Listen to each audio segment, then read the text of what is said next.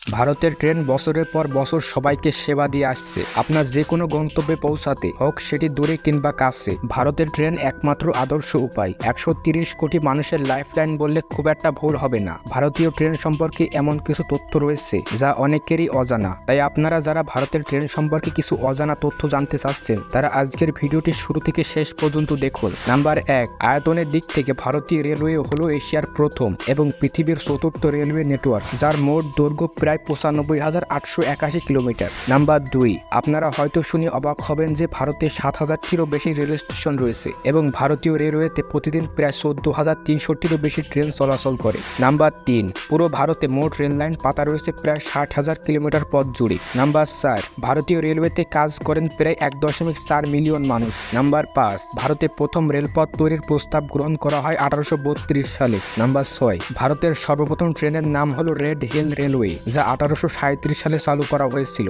এটি মূলত গ্রেনাইট ট্রান্সপোর্টের জন্য তৈরি করা হয়েছিল এবং এই ট্রেনটির যাত্রাপথ ছিল রেড হিল থেকে চিন্তা ডিপেট সেতু পর্যন্ত। এই ট্রেনটি নির্মাণ করেছিলেন একজন ব্রিটিশ ইঞ্জিনিয়ার। নাম্বার 7, ভারতের সর্বপ্রথম প্যাসেঞ্জার ট্রেন চালু হয়েছিল 16 এপ্রিল 1853 সালে। এই ট্রেনটির রুট ছিল মুম্বাই থেকে থানে পর্যন্ত। ভারতের এই সর্বপ্রথম প্যাসেঞ্জার ট্রেনে 3টি ইঞ্জিন ব্যবহার করা হয়েছিল, সেগুলির নাম হলো সাহেব, সিন্ধু এবং সুলতান। নাম্বার 8, ভারতের সবচেয়ে পুরনো এবং কার্যরত বাষ্পচালিত রেল ইঞ্জিনের নাম হলো ফেরারি কুইন। এটি তৈরি করা হয়েছিল 1855 সালে। এটি পুরো বিশ্বের সবথেকে পুরানো বাষ্পচালিত রেল ইঞ্জিন, যার জন্য এর নাম গিনেস বুকে স্থান পেয়েছে। 1972 সালে ভারতীয় সরকার এই বাষ্পচালিত রেল ইঞ্জিনকে ন্যাশনাল ট্রেজার হিসেবে ঘোষণা করেন।